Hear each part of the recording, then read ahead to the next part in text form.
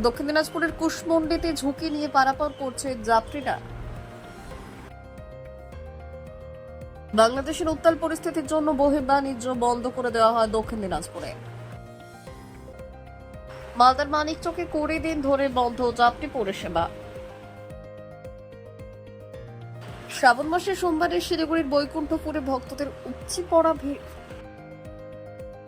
শিলিগুড়ি শহরের ফুটপাত দখলমুক্ত করতে তৎপর পুর নিগম।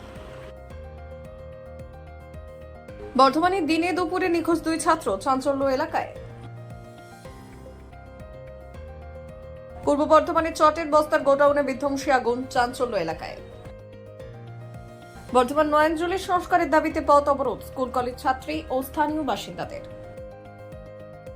বর্তমানে ট্রান্সফরমারে ভয়াবহ আগুন, বর্তমানে চাঞ্চল্য এলাকায়। মহিলাকে বিদ্যুতের খুঁটিতে বেঁধে রেখে মারধরের অভিযোগ বিজেপি নেতার বিরুদ্ধে। কোচবিহারে ফের বিজেপিতে ভাঙন, তৃণমূলে যোগ দিলেন শতাধিক কর্মী। নকশালবাড়িতে নালায় চিতাবাঘের শাবক নজরদারিতে বন দপ্তর। বাংলাদেশের চট্টগ্রামে পুলিশ ও জনতার মধ্যে খণ্ডযুদ্ধ। গণভবন দখল করে উল্লাস বাংলাদেশের অগণিত মানুষদের। দেশ ছাড়া বাংলাদেশের প্রধানমন্ত্রী শেখ হাসিনা। বাংলাদেশ গণভবনে লুটপাট, ত্রিপুরা ভারত বাংলাদেশ সীমান্তে হাই অ্যালার্ট জারি। দক্ষিণ দিনাজপুরে ওপার বাংলার উত্তেজনা আজ এপার বাংলায় এসে লাগলো। বাংলাদেশের পরিস্থিতির জন্য বন্ধ হয়ে গেছে মালদার আমদানি রপ্তানি।